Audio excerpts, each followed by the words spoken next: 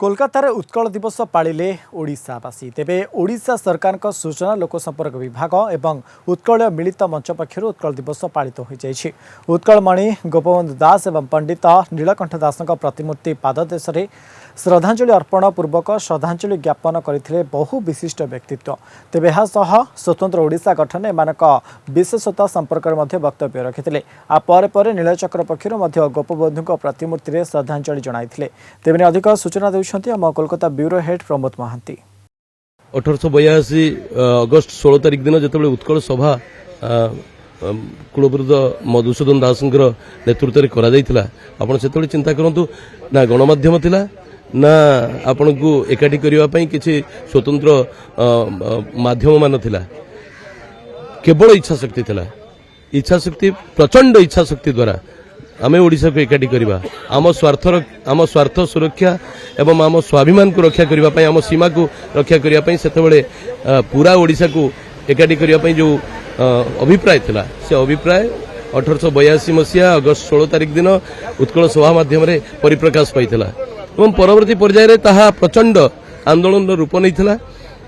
उत्कल दीपिका फकीरमोहन माने एपटे उत्कल दीपिका हो फकीरमोहन खबर कागज हो से बामंडार प्रकाशित ओडिया खबर कागज हो से जो परिप्रकाश पाइथिला ता स्वल्प समय चली ओडिया भितर भावना जागृत करथिला एवं परवर्ती पर्याय जितेबाला तेलुगु को प्रचलित करा जाइथिला गोटे पार्ट रे मद्रास प्रोविंस रे बा विशाखापट्टनम प्रोविंस रे जितेबाला लदी दियागला ओडिया भाषा उपरे एपटे केंद्रीय प्रोविंस रे जितेबाला हिंदी भाषा को ये कराइथिला एवं एपटे बेंगल भाषा को जितेबाला बेंगल प्रोविंस रे लदिबा को चेष्टा कराइथिला ओडिया माने एकाठी हिथिले।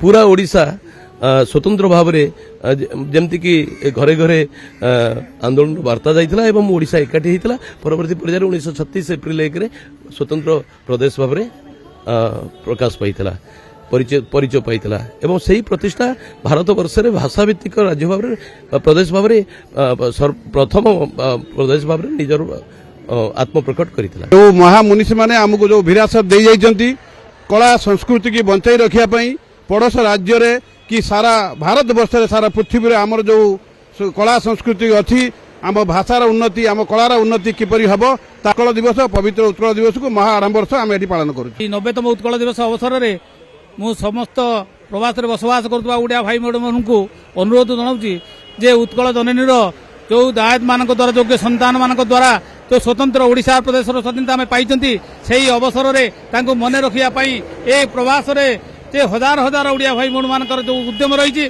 जो प्रचेषा रही ओडिशा सरकार जो सहयोगिता रही से निश्चित भाव में स्वागत योग्य। उत्कलर से जो इतिहास गाथा को जो भली भाव में विधायक महोदय एठी कहले बहुत खुशीर और आनंदर कथा।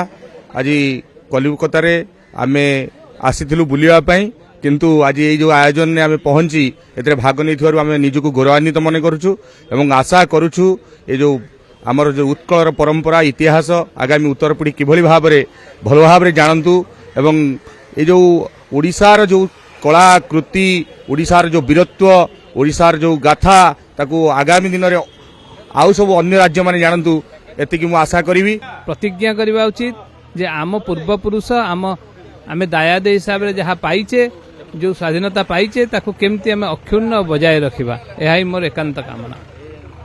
धन्यवाद कलिंग टीवी। आमर ये शांति प्रीति स्नेह ममता सहानुभूति सौहार्दपूर्ण वातावरण दे जो आम मैंने दीर्घ वर्ष धरी पालन कर जारी रखा और समाज सहित सुसंपर्क रखिकी आ जो मैंने आमर विधायक मंत्री से ओडिशा से लक्ष्य देवे बोली मुख्यमंत्री कहे बोली मु आशा कर समस्ते भल रुहन। मु कहवाकू चाहिए आमे ओडिशा को सुख शांति एवं शिक्षित राज्य रे परिणत करने आम समस्त ओडियावासी एकाठी हेबा आउ पदक्षेप नवा।